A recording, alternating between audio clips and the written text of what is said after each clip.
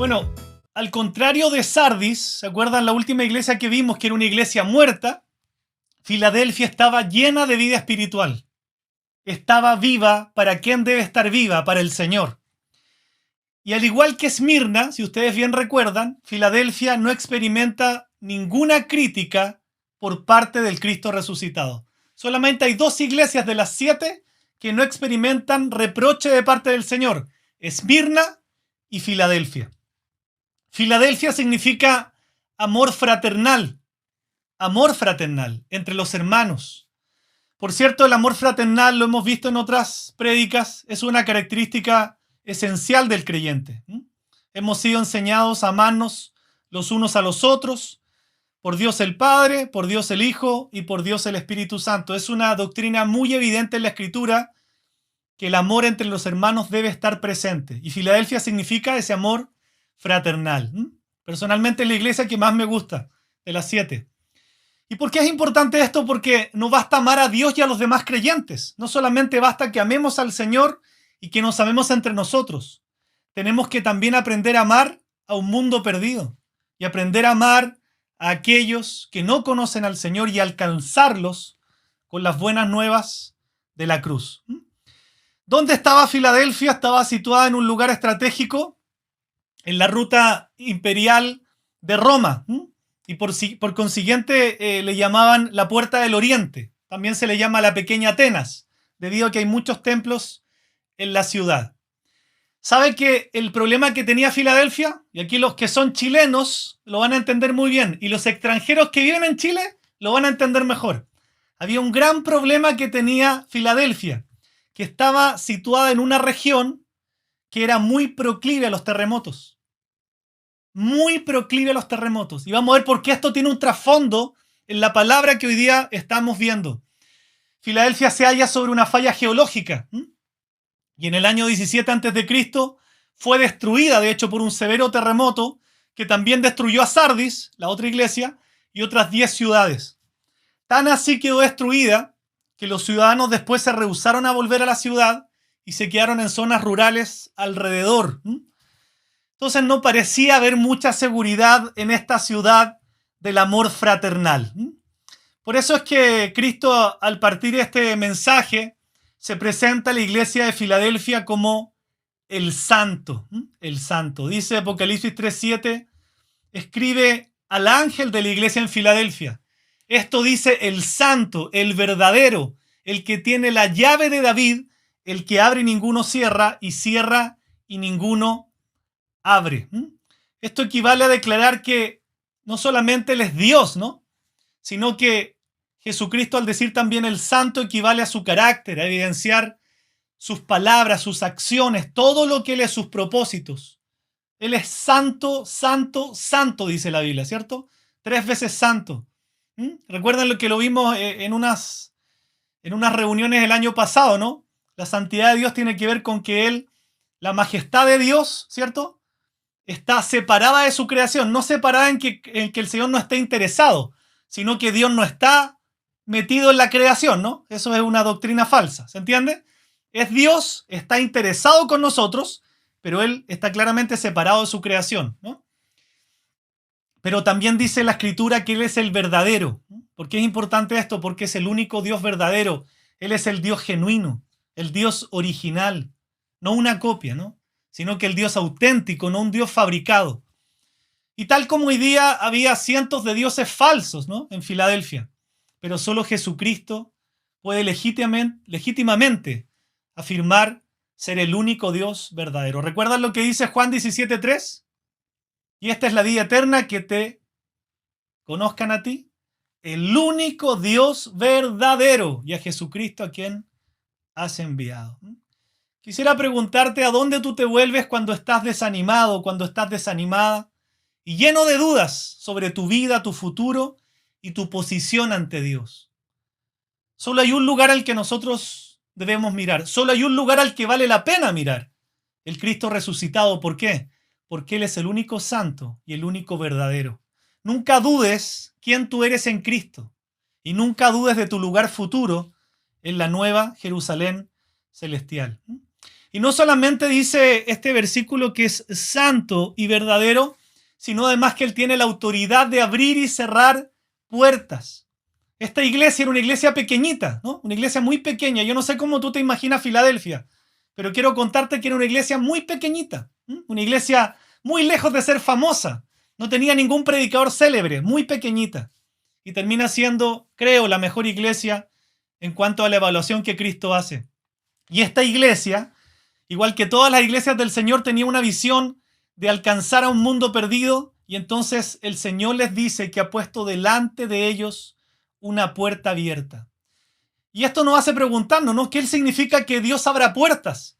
¿Qué significa bíblicamente que el Señor en el versículo 8 diga, he aquí he puesto una puerta abierta delante de ti? En el Nuevo Testamento, una puerta abierta siempre habla de oportunidades para llevar a cabo el ministerio. Una puerta abierta significa que el Señor abre, ¿cierto?, la oportunidad de que la predicación del Evangelio se propague. Es similar a lo que aparecía en el libro de los Hechos, cuando Lucas relata y dice, y habiendo llegado y reunido a la iglesia, refirieron cuán grandes cosas había hecho Dios con ellos y cómo había abierto la puerta de la fe a los gentiles. Cuando Dios dice que nos abre una puerta, no es solamente para el éxito personal, principalmente el abrir una puerta tiene que ver con que Dios nos da la posibilidad de que nosotros prediquemos el Evangelio. Hoy día nosotros estamos en una época donde tenemos las puertas abiertas en Chile. Usted bien sabe que en otros países está prohibido predicar el Evangelio en la calle. En otros países a usted se lo llevan detenido o detenida si usted está compartiendo de Cristo en un lugar público. Entonces hoy día tenemos una puerta abierta que debemos aprovechar. Ahí el Señor le promete que le iba a abrir una puerta. Entonces Cristo no es solamente el Señor de la cosecha, Cristo no es solamente cabeza de la iglesia, sino además es quien determina dónde y cuándo su pueblo debe servir. Imagínense hoy día dónde estamos sirviendo. Ya Moneda parece que ya la iglesia o el ministerio Rafa ya uno es como que queda extraño decir somos de Moneda. Ya tenemos, gracias al Señor, ha llegado gente de regiones de otros países. ¿Por qué? Porque Jesús determina cuándo y dónde nosotros servimos, ¿cierto? Y por cierto que estamos orando por tener una iglesia local, pero esa iglesia local ya no va a estar circunscrita solamente a tener personas de un lugar, sino que las personas que Dios ha llamado, sean de otras regiones, sean de otros países, son parte de la iglesia local que vamos a tener. Todos, absolutamente todos los que Dios llamó. Entonces, es muy importante, amada iglesia, recordar esta verdad. Cuando nosotros estamos tentados a dudar de nuestra posición ante Dios o a cuestionar el propósito de nuestro ministerio, debemos recordar que solo el Señor determina quién está dentro, quién está fuera. Si realmente nosotros hemos venido a Cristo en arrepentimiento y fe, entonces podemos estar seguros principalmente de algo, que el Señor nos ha abierto las puertas del reino y que nadie puede cerrarlas. Y mire cómo continúa este pasaje. Versículo 8 dice, yo conozco tus obras. Mucha atención aquí. He aquí, he puesto delante de ti una puerta abierta, la cual nadie puede cerrar, porque aunque tienes poca fuerza, has guardado mi palabra y no has negado mi nombre. Este mensaje no tiene reproche a la iglesia. Pero si usted se fija bien, sí habían dos obstáculos para la iglesia de Filadelfia. Uno, que ellos se veían como con poca fuerza. Y el Señor se los dice, pero no se los dice en un tono de crítica, sino de ánimo. Yo sé que tienen poca fuerza, pero eran obstáculos para la iglesia. Ellos mismos se ponían obstáculos, se veían como pequeñitos, sin fuerza. Filadelfia no era una iglesia grande, no era una iglesia fuerte, pero era una iglesia sumamente fiel. Fiel a la palabra de Dios. No tenían miedo de llevar el nombre de Cristo. Hemos aprendido, ¿cierto?, en semanas anteriores que no es el tamaño de la iglesia ni su fuerza lo que determina un ministerio del Señor. De hecho, Dios no se impresiona por ni una cosa, le cuento, sino que nuestra fe en el llamado y en las órdenes que Dios da respecto de su iglesia. Jesús les dice que les da una puerta abierta y Él se encargaría entonces de hacerlo. Le insisto, Filadelfia no era una mega iglesia. Filadelfia no tenía pastores célebres que tienen millones de seguidores en YouTube. Yo creo que tengo de seguidores aquí a la gente del ministerio como 30 o 40 personas. Gloria a Dios. No busco otra cosa en la vida, ¿no? Busco que el mensaje llegue. Filadelfia no tenía pastores célebres de millones de suscripciones, sino que ellos estaban dedicados a ser fieles frente a la persecución. Quisiera que usted anotara esto, por favor, porque le va a servir para toda su vida. Lo que agrada a Jesús no es el tamaño de nuestra congregación. Lo que agrada a Jesús no es el alcance ni la influencia que nosotros tengamos como iglesias en Folán. Lo que agrada a Jesús es la fidelidad de cada hombre y cada mujer llamado por Él. Y esta es una muy buena noticia para miles de iglesias en todo el mundo, que estoy seguro que las hay, que se identifican con los cristianos de Filadelfia. Iglesias fieles. Porque nuestro llamado es a ser fieles. De Cristo, dice la Biblia, depende el crecimiento. Nosotros debemos sembrar y mantenernos fieles. ¿Cuál era el segundo obstáculo en la iglesia de Filadelfia? Obstáculo, ¿no? Porque no tenía reproche. La oposición de los judíos, como la hemos visto en tantas iglesias. En realidad dice este pasaje que era una oposición, versículo 9, que era una oposición de Satanás, ¿no? Porque recuerde lo que dice la Biblia, nuestra lucha no es contra sangre ni carne, no es contra seres humanos. Los que estaban detrás de estos judíos eran las mismas huestes de maldad, ¿no? Estos pueden ser judíos según la carne, usted me puede decir, pero no eran el verdadero Israel en el sentido del Nuevo Testamento. Entonces, ¿cómo se oponían estos judíos a la iglesia de Filadelfia? Por un lado, excluyendo de su sinagoga a los creyentes judíos. Y otra arma que se usaba mucho en estos tiempos era la acusación falsa contra los cristianos. Satanás, dice la Biblia, es el acusador, es el mentiroso y padre de mentira. Entonces, no es fácil testificar de Cristo cuando los dirigentes de una comunidad, y lo vimos ahora, están esparciendo mentiras en cuanto a uno. No tengo ninguna duda que todas las iglesias del Señor, las que realmente son fieles como Filadelfia, tarde o temprano van a empezar a ser perseguidas también en este país y van a empezar a difamar de ellas por redes sociales y por estamentos, cosas provocadas por el mismo diablo. Y de hecho tiene que pasar eso, porque el diablo se levanta cuando uno está haciendo la obra de Dios. Entonces, aunque habían dos obstáculos, ¿cierto? El tener pocas fuerzas y el ataque que recibían de la sinagoga de Satanás, el que es de la fe, ¿quiénes son de la fe aquí? ¿Quiénes son de la fe? No están tan participativos hoy día, ¿no? El chat estuvo un poco, bueno, hay que animarnos. ¿Quiénes somos de la fe hoy día? ¿Y dónde están las demás manos? Están comiendo algunos. Bueno, aunque habían dos obstáculos, el que es de la fe, los que son de la fe, miran los obstáculos como oportunidades. El tener poca fuerza, más que una crítica, es una demostración de aprecio del Señor. Una congregación pequeñita, sin mayor influencia en la ciudad, pero sus obras eran irreprensibles. Tal vez estos cristianos pertenecían a la clase proletaria, sin poder político, sin poder económico, pero guardaban un precioso testimonio. Te pregunto, ¿tú miras a las iglesias pequeñas o a los ministerios pequeños con menosprecio? Por el contrario, ¿te impresionas por las megas iglesias y tú piensas que son las únicas que el Señor aprueba? Te equivocas rotundamente, ¿no? No estoy diciendo que sea malo tener una iglesia grande. Ojo, el día de mañana podríamos nosotros ser una iglesia grande. Pero se parte por la fidelidad. Se busca como primera cosa la fidelidad, no el tamaño. Eso es lo que quiero enseñarte. El guardar su palabra demostraba la lealtad que tenían estos creyentes de Filadelfia hacia la Biblia. A pesar de las dificultades, las circunstancias que habían pasado no habían hecho que ellos alteraran el contenido del mensaje. Es muy fácil, hijos de Dios, diluir el evangelio para no desagradar a nadie. Es muy fácil diluirlo. Pero lo que Dios le agrada es que su palabra nunca sea diluida. ¿Tendemos a veces a diluir el mensaje del evangelio, crees tú, por miedo, por el qué dirán? Claro. Una iglesia puede caer fácilmente en diluir el evangelio para que la gente no se moleste. Pero a Dios no le gusta eso. El evangelio no debe ser diluido. El evangelio de Cristo debe ser predicado tal como dice la Escritura. Entonces, el no negar su nombre, que es lo tercero que el Señor les elogia, tiene que tocar nuestro corazón, porque cuando nosotros somos tentados a negar a Cristo para obtener beneficios, debemos ser como los de Filadelfia.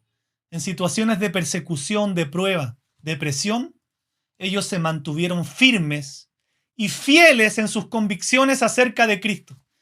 ¿Qué tal si en un tiempo más en tu trabajo te dijeran: te vamos a ascender, pero tú no tienes que hablar más del Señor aquí dentro del trabajo? ¿Qué harías? ¿Optarías por tu éxito laboral o optarías por seguir hablando del Señor? Quiero preguntarte esto que a todos a veces nos pasa. ¿Tiendes a alejarte del Señor cuando las cosas están mal? ¿O al revés?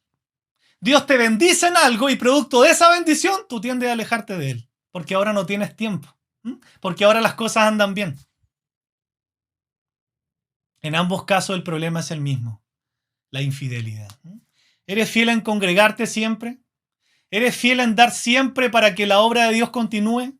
¿Eres fiel en compartir siempre el Evangelio con otros e invitar gente a las reuniones? ¿Eres fiel en nunca avergonzarte del Señor en tu familia, en tu trabajo? ¿Estás dispuesto, estás dispuesta a ser fiel al Señor hasta la muerte? Ese es nuestro llamado, iglesia: ser fieles en todas las cosas. Así que para animar a esta iglesia que se veía tan chiquitita, tan sin fuerzas, el Señor les promete una puerta abierta que nadie podría cerrar. Y esta situación, perdona, no puse acá, recuerda las dos cosas que ellos veían, ¿no? Falta de fuerza en su vida y la oposición de los judíos. Eran obstáculos para la predicación del Evangelio. Te decía que el Señor les promete una puerta abierta y los creyentes en Filadelfia estaban a una situación similar al apóstol Pablo cuando escribe a los Corintios. En la primera carta, en el capítulo 16, versículo 9, y les dice: porque se me ha abierto puerta grande y eficaz, y muchos son los adversarios. No existe la verdadera obra de Dios sin que tengamos oposición. No nos gusta la oposición, pero es evidencia que estamos haciendo lo correcto. Eso evidencia que estamos haciendo las cosas bien. Eso evidencia que a Dios le agrada lo que hacemos, porque si no, no tendríamos oposición. Había a la vez oportunidades y obstáculos. Nunca te olvides, la incredulidad ve los obstáculos. El que es de la fe ve las oportunidades. ¿Qué estás viendo tú en cada situación? ¿Obstáculos o oportunidades? Piensa en esto que le dice a Filadelfia, cuando le dice al principio que él tiene las llaves. Puesto que el Señor tiene las llaves, Él tiene el control absoluto del resultado aún de la iglesia. Entonces, ¿por qué tenemos que temer? Si el Señor dice que va a abrir una puerta y nadie la puede cerrar, nadie la puede cerrar. El temor, la incredulidad, las demoras, muchas veces han hecho que la iglesia del Señor se pierda muchas oportunidades dadas por Dios. Les insisto, amada iglesia, en este momento están las puertas abiertas para predicar. Si usted no lo hace, está perdiendo una oportunidad preciosa que el día de mañana no va a existir. Hoy día usted puede hablar del Señor en todo lugar, en forma pública, en la calle, en el metro, en el microbús, donde sea. Si usted no aprovecha que está la puerta abierta, el día de mañana lo va a lamentar.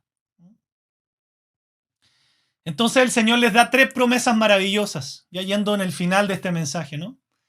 3 promesas maravillosas para esta pequeñita iglesia y muy estimulante. Primero, la reivindicación. El Señor les promete que los va a reivindicar, que Él se encargaría de sus enemigos. Ojo con esto. Dice Apocalipsis 3:9.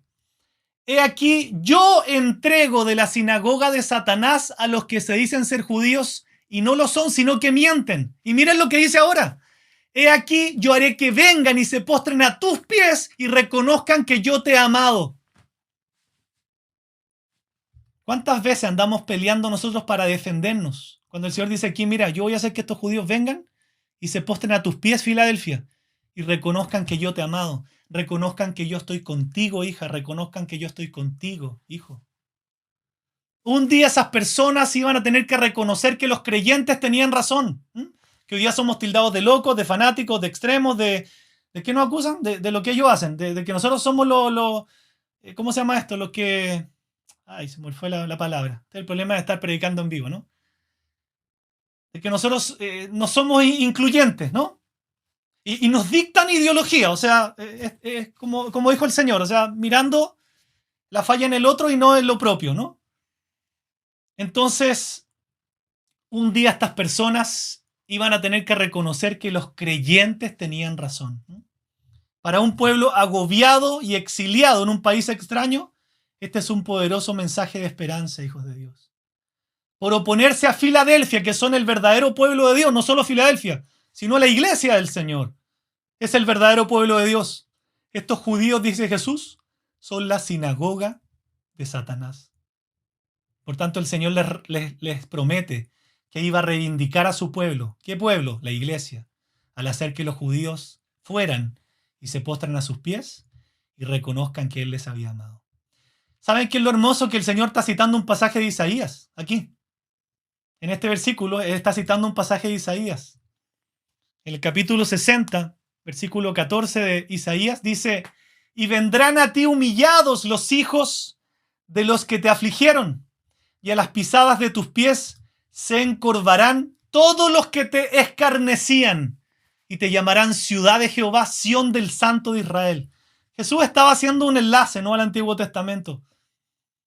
Son aquellos que hayan rechazado a Jesús, que hayan rechazado a su iglesia, los que al final un día van a venir postrados a reconocer que la iglesia del Señor tenía la razón. ¿Por qué? Porque la iglesia del Señor tiene en medio al que dice ser el camino, la verdad y la vida. Así que todos los que somos de Cristo seremos reivindicados un día. No se preocupe si alguien se burla de usted, si alguien le ataca, le persigue. Miren, después vienen solos cuando están en necesidad delante de usted, a pedirle oración, a pedirle que usted haga algo por ellos. Se les mostrará un día al mundo que el verdadero pueblo de Dios es la iglesia y que Él declarará sobre nosotros: yo te he amado. Así que, amada iglesia, nuestra aceptación delante de Dios no se fundamenta en el tamaño de nuestra fe.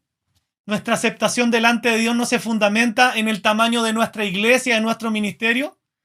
Nuestra aceptación delante de Dios se fundamenta únicamente en la vida, la muerte y la resurrección sustitutiva de Cristo, en el Evangelio del Señor, mediante las cuales el mismo Señor inauguró un nuevo pacto y estableció al verdadero pueblo de Dios, la iglesia comprada a precio de sangre. Nunca busques reivindicarte en lo externo, ¿eh? Que alguien te reivindique en tu trabajo, en tu lugar de familiares, en tu vecindario. Deja que el Señor te reivindique en su tiempo. Preocupémonos de mirar al Cristo resucitado. Descansemos en las promesas que Él ya ganó para nosotros. Si nosotros atendemos su obra, nos dedicamos a hacer su obra, Él se va a encargar de nuestras batallas. Es más fácil vivir así, créame. En segunda promesa, la confirmación de que Él los guardaría del juicio final. Este es un pasaje muy conocido, ¿no? Recuerda que a los ojos del mundo, la iglesia de Filadelfia parece débil. No parece que vayan a recibir ningún premio. Sin embargo, Jesús afirma que ellos ya tienen un galardón inmensamente mejor, una corona, ¿no? ¿Y por qué el Señor siempre usa estas palabras? Porque esto las recordaría a los cristianos de Filadelfia, esas condecoraciones que recibían los atletas victoriosos, ¿no? Definitivamente no necesitamos afanarnos en ganar algún reconocimiento por lo que hacemos, porque Jesús ya lo ganó por nosotros en la cruz. Esta mañana, escuchando una reunión que teníamos con mi esposa, le dije: amor, yo no quiero reconocimiento en esta tierra, porque aún como cristianos tendemos a eso. Que nos reconozcan, que nos nombren en la reunión, que nos digan que lo hicimos bien. No quiero reconocimiento en este mundo. Quiero, ¿qué es lo que deberíamos querer los cristianos? Coronas en el cielo. No necesitamos afanarnos en ganar algún reconocimiento en este mundo. Jesús ya lo ganó todo por nosotros, lo hizo todo por nosotros. Que la gloria y el reconocimiento no sean para nosotros, sean para aquel que nos dio la vida, nos llamó y con su sangre preciosa nos compró y nos dio vida eterna. Entonces, esto a ti te debe servir para saber cómo te miras también, o como Filadelfia, porque cuando el Señor nos mira, cuando el Señor te mira, Él no ve tu pecado. Cuando el Señor te mira, Él no está viendo tus debilidades. Cuando el Señor te mira, no está viendo tus fracasos. Cuando Dios te mira, está viendo la victoria de Cristo a tu favor. Cuando Dios te mira, está viendo los méritos de Cristo ganados en la cruz en tu vida. Y esa confirmación es lo único que va a valer en el juicio final. O tenías a Cristo o no tenías a Cristo, ¿no? Entonces Jesús promete a todo aquel que permanece fiel. Quiero que pongas mucha atención a este versículo que es tan conocido. Dado que has obedecido mi mandato de perseverar, yo te protegeré del gran tiempo de prueba que vendrá sobre el mundo entero para probar a los que pertenecen a este mundo. El juicio final y todas las obras respecto del juicio, relativas al juicio final, vendrá sobre todos los que viven en la tierra, sin excepción. Todos los que rechazan a Cristo, sean judíos o gentiles, van a experimentar el juicio de Dios. En cambio, para aquellos cuya ciudadanía ya está en los cielos, nuestro pecado ya ha sido juzgado por Jesús, por lo que nosotros seremos guardados ¿de qué? Seremos guardados de la destrucción, del juicio final. ¿No es eso una palabra de alegría, gozo, de esperanza? Claro. ¿Por qué los cristianos a veces le tenemos tanto miedo a lo que viene? Si el Señor nos promete que vamos a ser guardados, tranquilos, pase lo que pase, yo los voy a guardar, ¿no? ¿Por qué le tenemos tanto miedo a las cosas que suceden si tenemos la Escritura y ya sabemos nosotros, a menos que usted no haya leído nunca la Biblia, los cristianos sabemos lo que viene? ¿Recuerda usted cuando Cristo oró por los discípulos en Juan 17? Dijo exactamente lo mismo. No ruego que los quites del mundo, ¿sino qué? Sino que los guardes del mal. ¿Qué tenemos que hacer, amada iglesia? No andar tan preocupados de lo que va a suceder o no, porque ya lo sabemos. ¿Qué tenemos que hacer? Aferrarnos a Cristo. Ya la semana pasada volví a ver un mensaje, no es que ande viendo mensajes, sino una noticia, que ya hay predicadores que dicen que el rapto es este viernes. Dios mío, ¿hasta cuándo?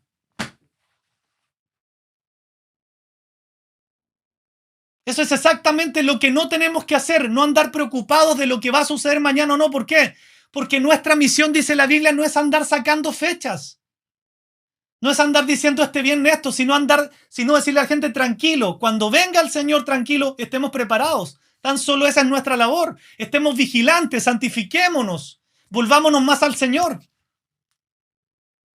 Porque no sé cuántos años cumple Israel, entonces calza con este viernes, entonces prepárense, iglesia del Señor, dice un falso profeta, porque este viernes es el rapto. ¿No? Es como decir, no aprendemos. No aprendemos. Y se está propagando por muchas iglesias. Créanme que en mis 15 años de cristiana he escuchado ese mensaje 40 veces. Y no es que el rapto no exista, no es que el arrebatamiento no exista, por supuesto que es bíblico. Lo que no es bíblico es que el Señor en su palabra es claro en exhortarnos que nosotros no debemos andar sacando cálculos, ni de fechas, ni de lugares, ni de tiempo de acerca de la venida del Señor. No debemos andar preocupados de lo que va a suceder o no. ¿Por qué? Porque ya lo sabemos, amada iglesia, ya sabemos. Por eso estamos leyendo Apocalipsis, para saber cómo termina toda la historia. Y para estar tranquilos y esperanzados que el Señor nos dice, va a venir todo esto, pero ustedes son mi iglesia. Tranquilos, quédense tranquilos. Yo soy papá, ustedes son mi iglesia.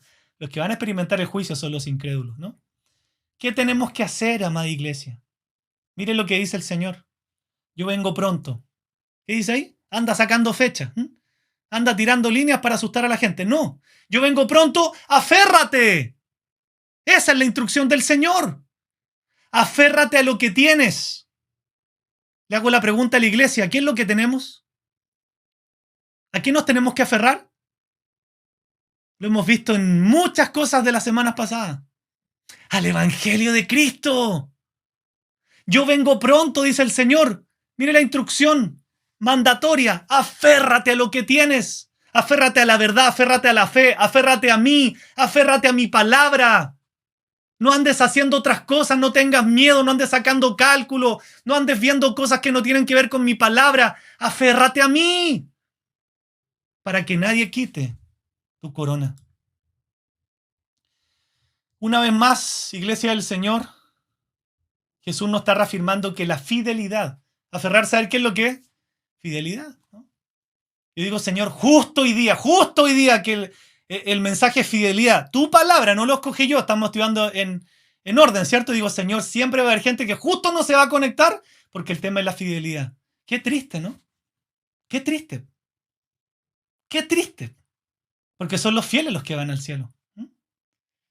Jesús nos reafirma que la fidelidad es lo que realmente a Él le complace.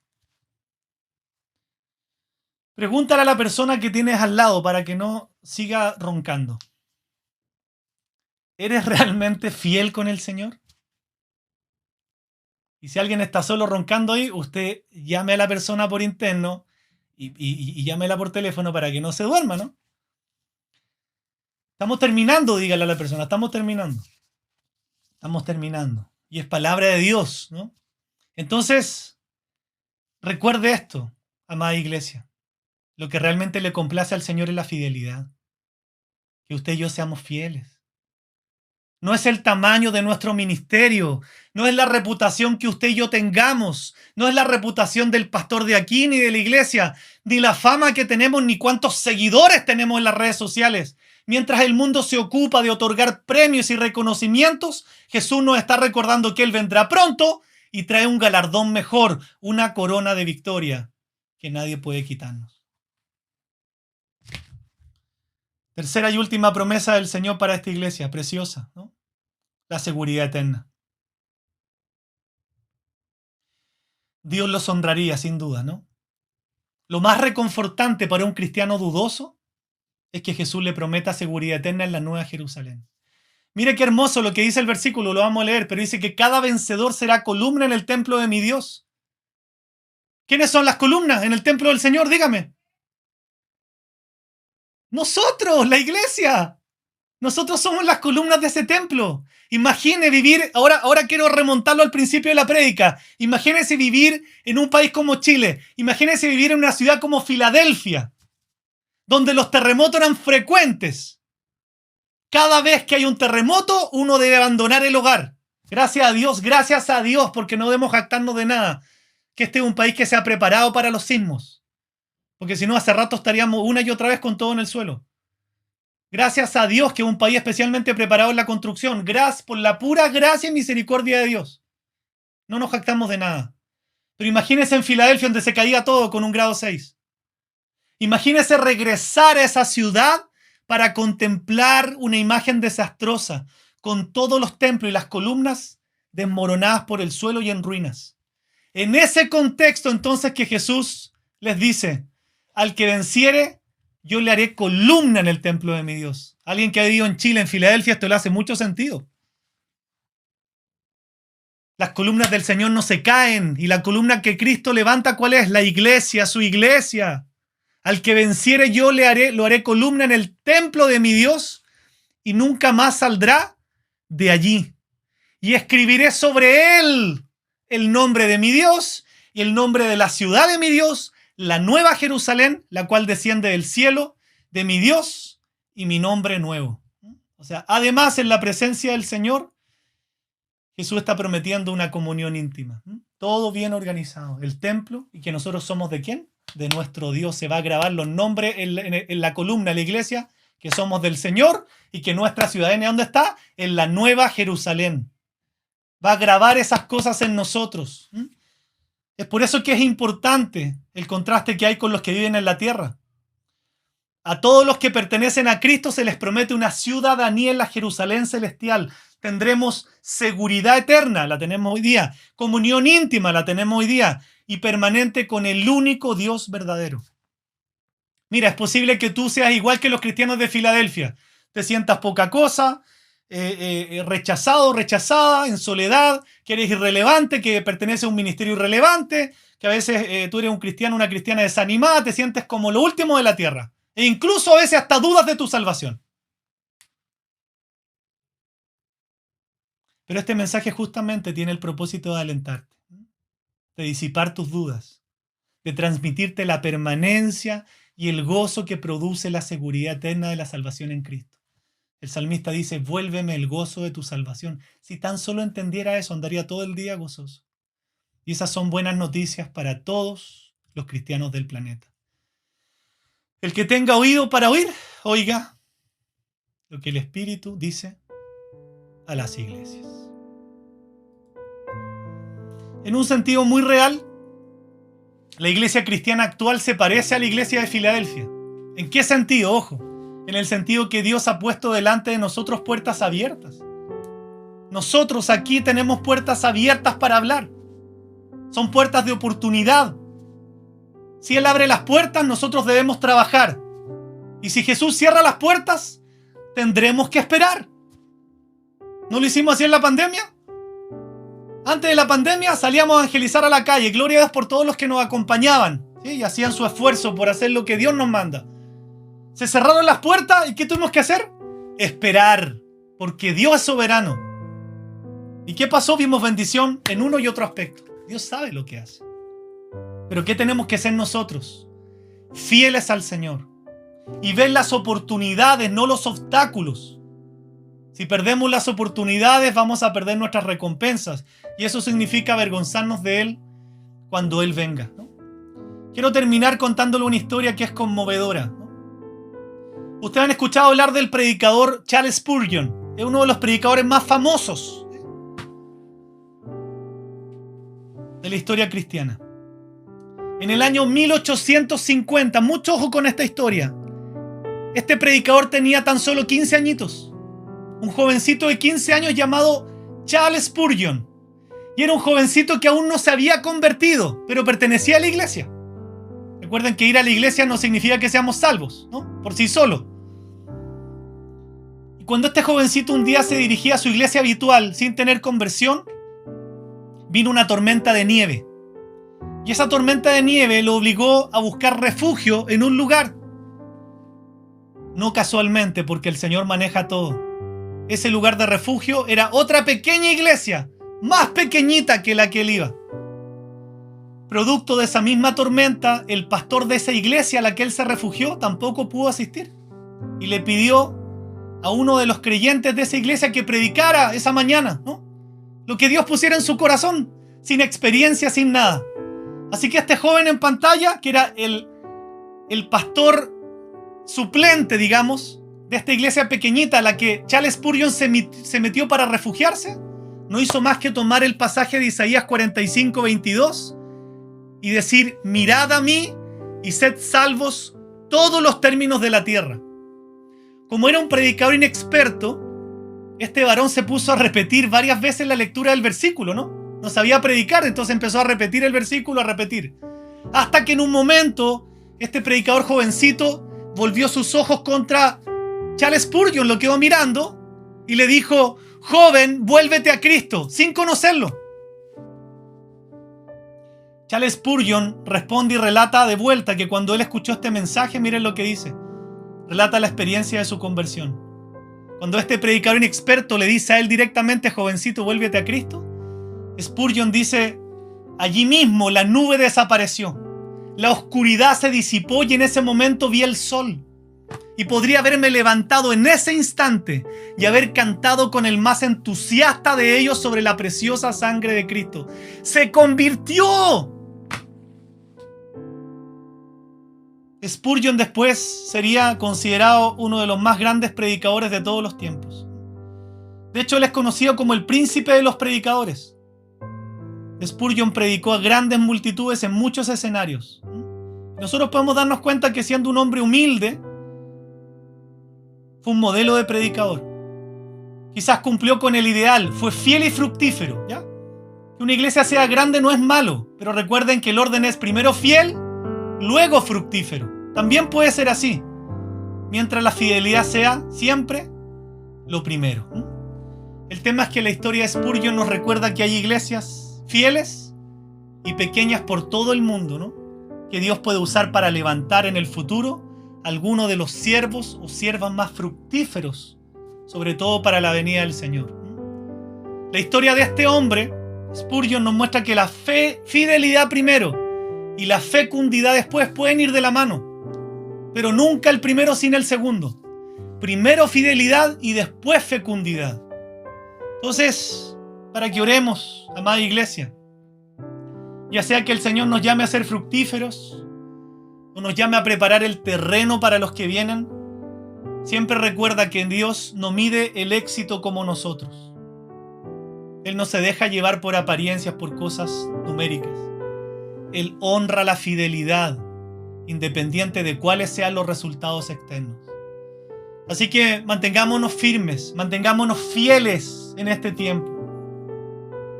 Este es un buen momento para que después de esta reunión usted con mucho amor llame a sus compañeros de ministerios que no se conectaron.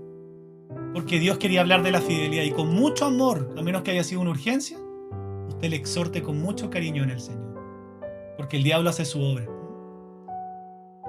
Nunca tú sabrás con qué Dios te tiene preparado para usarte para su gloria. Por mientras termina todo hasta que el Señor venga, el Señor nos está diciendo que confiemos, como diciendo tranquilos, no se anden preocupando tanto qué día es el rapto, qué día es lo otro, el próximo. Estúdienlo, pero hagan lo que yo les digo, no vivan atemorizados, no vivan sacando cuentas. Aférrense a mí, confíen en mí. Y al igual que Filadelfia, Él nos guardará de la prueba que ha de venir sobre el mundo entero para probar a los que moran en Él. La pregunta es, ¿serás fiel hasta el final? ¿Vas a ser fiel hasta el final? Oremos, oremos en esta noche. Padre, muchas gracias por el privilegio que tenemos en esta hora de escucharte a ti, de escuchar tu voz, tu palabra, tu pensamiento, tu dirección, tu voluntad. Señor, muchas gracias porque Filadelfia era una iglesia pequeña. Muchas gracias porque tenemos un ejemplo de iglesia. Y tú la consideraste una iglesia fiel. Te gozaste con ella. Señor, no le hiciste reproche al igual que Esmirna.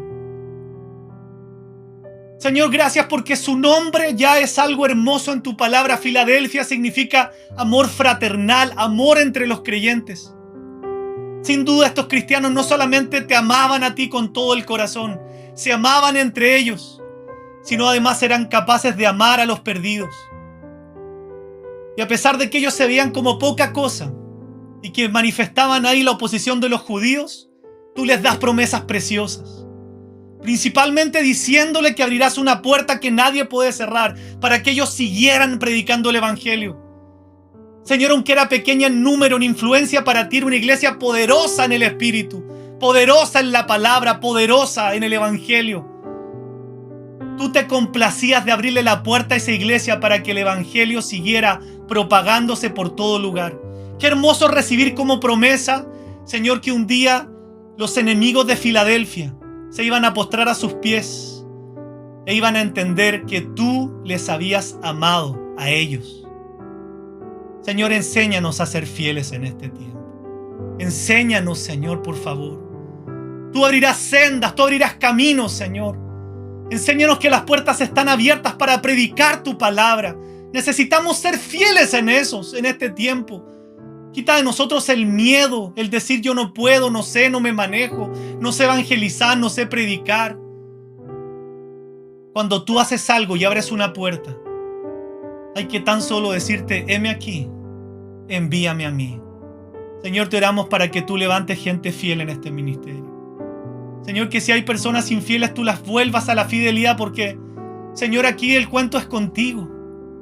El cuento es contigo, Señor. Cuánto quisiéramos ser una iglesia fiel como Filadelfia. Señor, te alabamos, te bendecimos en esta noche, te damos gloria y honor, en el nombre precioso de Jesús.